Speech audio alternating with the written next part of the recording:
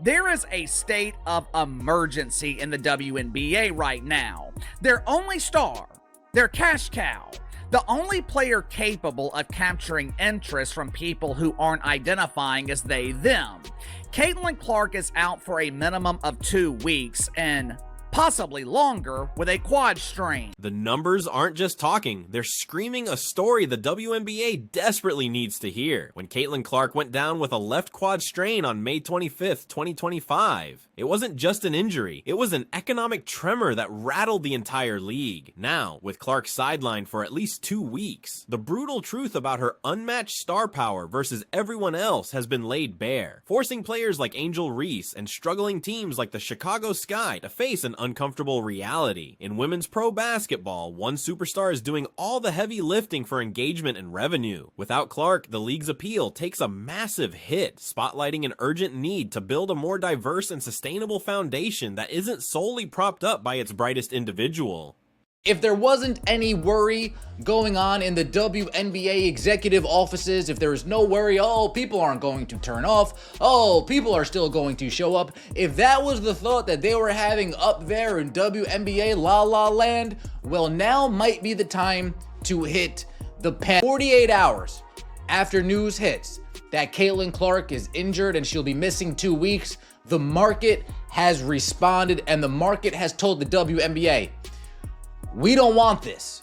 We want her. The moment news of Clark's injury broke, the WNBA's carefully cultivated economic momentum didn't just slow down, it flat out crumpled. Tickets for Indiana Fever games nosedived a shocking 42%, plummeting from an average of $137 to a mere $80 overnight. This wasn't some gradual market adjustment or a typical dip. It was an instant, undeniable declaration from fans and the marketplace. Without Clark, the product's value proposition vanished into thin air. That stark drop isn't just a number, it's a glaring spotlight on how absolutely central her presence is to the league's financial well-being, and just how fragile the current model truly is when its biggest name is off the court.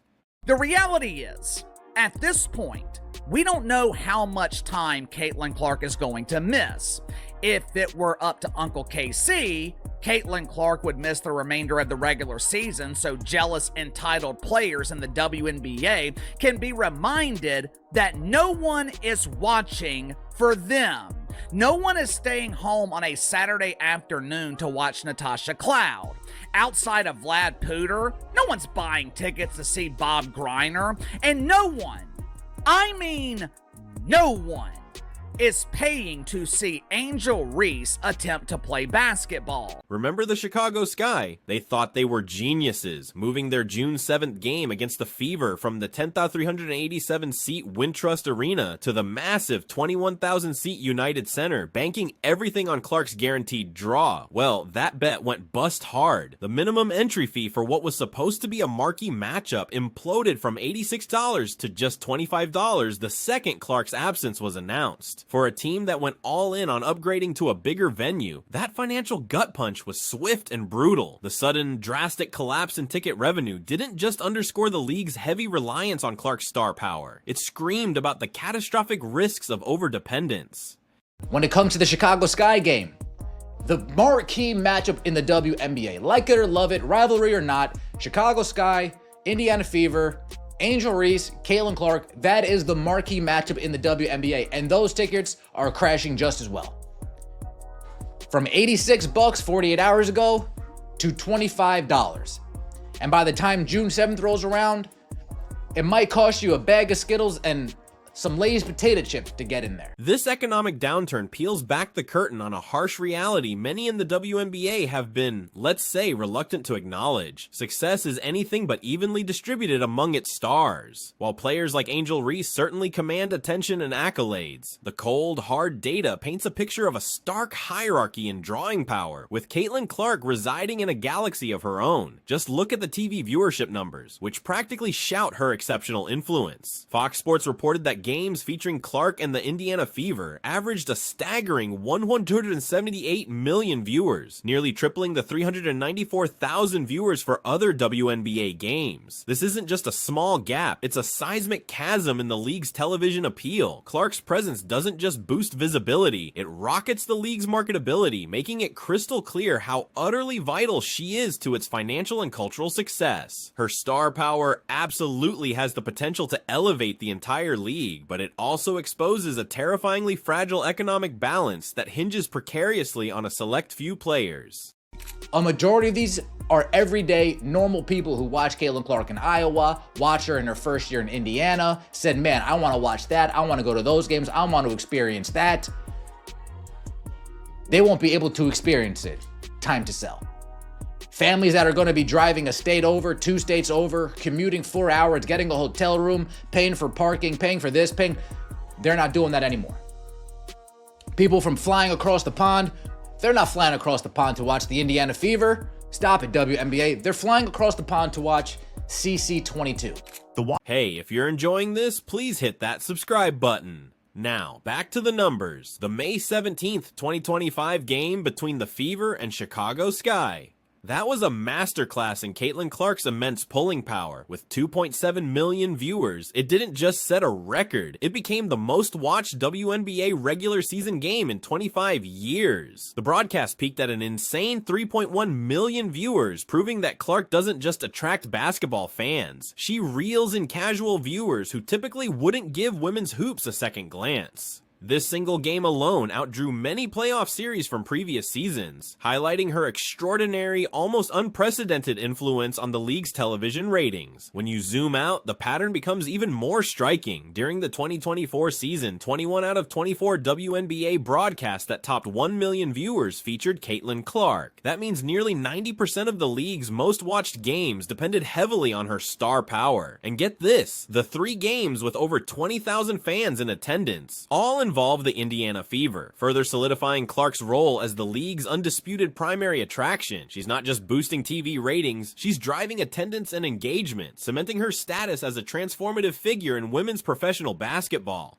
Indiana Fever ticket prices to games over the next 2 weeks have dropped 42% since Caitlin Clark's injury announcement, an average ticket price of $137 all the way down to $80. People are selling their tickets, definitely can't get face value, so what do? They just continue to lower and lower and lower and lower and lower the price. This isn't all resellers, folks. Hate to break it to you. A majority of these are everyday normal people. Under pressure. When you think about it, there have been so many classic songs written about the WNBA dump. Obviously, Under Pressure by Queen and David Bowie, which directly applies to what Angel Reese and her colleagues are going through right now. An immense amount of pressure to carry this dump of a league while Caitlin Clark recovers from a quad strain. While the wider WNBA ecosystem grapples with life without Clark's magnetic presence, no team is forced to confront the harsh reality of star power quite like the Chicago Sky. Kicking off the 2025 season at a bleak 0-4, the Sky are caught in a nightmare, winless, and utterly lost on the court. Meanwhile, their supposed rival, Clark, continues to dominate headlines, even from the sidelines, keeping the spotlight firmly fixed on her singular influence. Angel Reese, positioned as Clark's college days competitor, now faces the unenviable task of trying to remain relevant for a team that has yet to even establish an identity this season. The Sky's dismal start is a massive letdown from preseason expectations, and their inability to secure wins has led to rapidly waning interest from fans and media alike. This decline is starkly mirrored in their ticket prices, while games at the United Center against Indiana, where Clark's presence was a given, commanded premium prices. Many of the Sky's regular matches at Wintrust Arena are now available for as little as $17. This brutal pricing shift isn't just market dynamics, it's the market's honest, unfiltered assessment of the team's current entertainment value and drawing power without its marquee star. The disparity simply underscores how utterly crucial Clark remains to the league's overall popularity and the Sky's own prospects. With Caitlin Clark injured, the WNBA will be reliant on their other stars to carry the league. I'm not just talking about ratings, I'm not just talking about attendance. The WNBA will be reliant on their other stars to maintain the interest of the mainstream. With Angel Reese being the only player with mainstream name recognition, most of the pressure, it is going to be on her to perform. And we have plenty of evidence that proves Angel Reese is not qualified to carry the league. That's a chasm. People might be saying, oh, well, the teams aren't really going to suffer. They already sold the tickets. No. You don't understand. If the Chicago Sky moved into the United Center, and let's say resale-wise, they sold all 19,000, well, when only 9 to 10,000 show up, they're losing merchandise sales, they're losing food sales, they're losing beverage sales, they're losing big. They took a big gamble to get into that arena, and they're losing big because it's not going to be full, and those people aren't going to be buying things there. 2 weeks ago, last year, if you wanted to get a glimpse of Caitlin Clark, try to get that autograph, it would have cost you $300 to get in the building. It would have cost you $200 to get in the building, $500 to get in the building, and then you got to fight to get close enough. Now you have a pretty good opportunity. $25 to get in the building. Let me make my way down because nobody's going to be there. Hey, Caitlin. And she loves her fans, so she's going to sign. She loves her. Hey, Caitlin, I came all the way. Can I get an autograph, please? It sucks you don't play. Oh, yeah. Sign. So, for those that are looking for a Caitlin Clark autograph, now might be your best chance to get that at a reasonable price. I'm just saying. The Sky's struggles aren't just about their woeful win-loss record. Their 0-4 start reflects a deeper existential crisis, defining their team identity and capturing attention without the blinding spotlight Clark's presence once provided. Without the guaranteed media circus and fan frenzy generated by facing Clark, the Sky are forced to rely solely on their on-court performance to draw engagement. And early indicators suggest their current product just isn't compelling enough to sustain the heightened interest the franchise briefly enjoyed during those key rivalry moments. Let's talk numbers. A comprehensive economic analysis revealed that Caitlin Clark accounted for an impressive 26.5% of all WNBA economic activity during her rookie season. Projections for 2025. They estimate Clark could generate around $875 million in economic impact for the league, with the potential to smash past $1 billion. These aren't just speculative figures, they're grounded in measurable increases in attendance, merchandise sales, TV ratings, and broader economic activity in cities hosting her team. She's not just a player, she's a walking, talking economic engine driving league growth and revenue. My inside sources are telling me that Mama Reese demands free tickets. The Chicago Bravado, they happily oblige because they're also giving away free tickets to the other dozen or so people that show up to the immediate market reaction to Clark's injury serves as a real-time, undeniable validation of this analysis. When ticket prices plunge by 42% within hours of an injury announcement, it's not just academic theory. It screams that Clark's value is tangible, quantifiable, and incredibly potent. The WNBA has inadvertently built a significant portion of its current economic foundation on the appeal of a single player, creating both unprecedented opportunity and considerable, terrifying risk. This billion-dollar impact isn't just about packed arenas. Clark's presence has driven merchandise sales increases of over 500% league-wide, according to Fanatics reports. Dick's Sporting Goods experienced a 233% jump in WNBA sales from 2023 to 2024, a surge largely attributed to Clark's meteoric popularity. These numbers aren't fleeting bumps from a novelty effect. They represent fundamental seismic shifts in consumer behavior and spending patterns. Angel Reese is now quoted as saying, "I'll look back in 20 years and be like, yeah, the reason why we're watching women's basketball is not just because of one person." She refuses to say Caitlin Clark's name. It's because of me too, and I want you to realize that. But when Clark went... The current situation hands the WNBA a stark, glaring warning about the sheer fragility of its newfound success. Clark's injury has ripped open the league's dependence on a single player in ways that should send shivers down the spines of executives, team owners, and players alike. The immediate, brutal drop in interest, ticket prices, and anticipated viewership proves that while the WNBA's growth is real and substantial, it remains dangerously concentrated rather than broadly distributed. Now, this concentration of star power isn't inherently problematic. Many wildly successful sports leagues have featured transcendent players who disproportionately drive interest. However, the WNBA's current predicament is particularly precarious because Clark is still so early in her professional career, and she's already experienced her first significant injury. The league's blatant inability to maintain engagement levels without her presence is a damning indictment, suggesting that efforts to develop and promote other stars simply haven't yet reached the critical mass necessary to sustain this momentum. And let's be honest, the pattern established during Clark's college career should have provided additional glaring warning signs for league officials. When Clark was eliminated from the 2024 WNBA playoffs, viewership for subsequent games plummeted, even though those games featured other accomplished players and compelling storylines. Case in point, the semifinal matchup between the Las Vegas Aces and New York Liberty drew 929,000 viewers. Respectable, sure, but a massive decline from the 1.8 million viewers who tuned in for Clark's playoff debut. Sorry, young lady. Nobody knows who you are. Nobody would be watching the WNBA additionally for you. This is all about Caitlin Clark. Caitlin Clark is bringing the money to the game, the planes to the game, the TV viewership. The WNBA is on fire because of Caitlin Clark. Even though the mainstream media wants us to believe that Angel Reese is a huge star, we have years of evidence that proves otherwise. Like I say all the time, there is a huge difference between a star and a draw.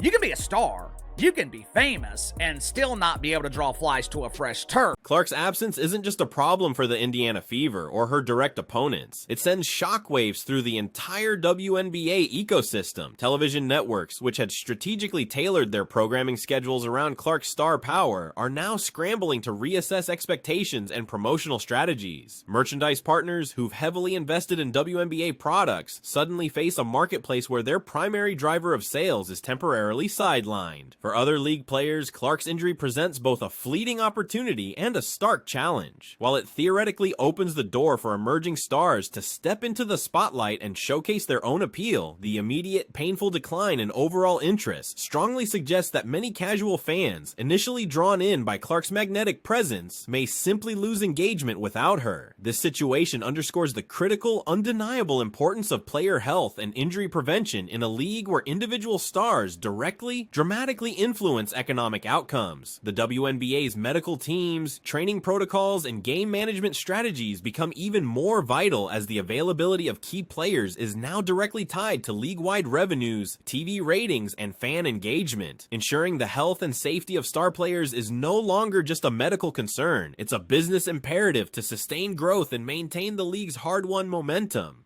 Once you remove Caitlin Clark from the equation, there's no reason for people to watch this league, which is why people haven't been watching Angel Reese throughout her career.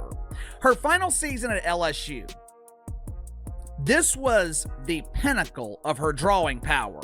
Angel Reese was coming off of winning a national championship. She was making cameos in these atrocious rap videos with Cardi B and some girl named Lado. Now keep in mind, this was before her public image was tainted. This was before Angel Reese was playing the role of the villain. Her final season at LSU, Angel Reese was filling the arena to 88% capacity. On the road, it was significantly worse. She was averaging just over 8,000 a game on the road. Her rookie year with the Chicago Bravado, the numbers were eerily similar. It was around 88% capacity. Angel Reese averaged around 8,700 a game. Going into 2025, Angel Reese was the only star in the secondary dump unrivaled. For the first time in her career, it was her opportunity to prove that she could draw. It was her opportunity to prove that she did not need Caitlin Clark to draw an audience. What was the end result?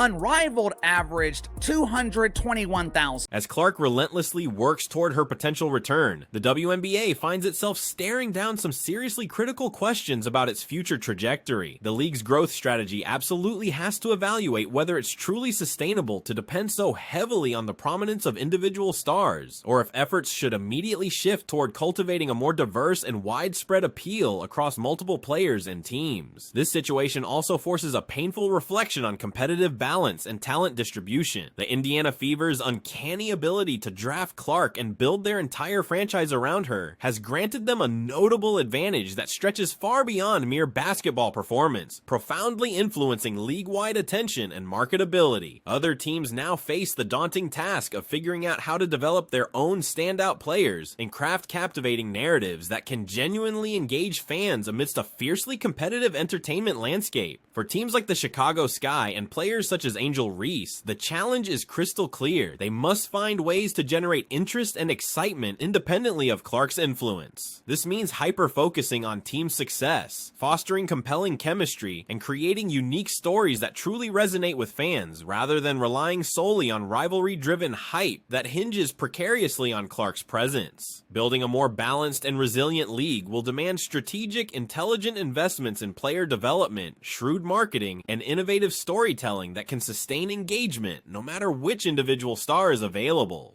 Angel Reese. She's great at creating stories. She knows how to manipulate the media. Girl, if this dump don't give me a raise, I'll refuse to play. We gon' clap back at them haters. We gon' tell Adam Silver to give us our bag.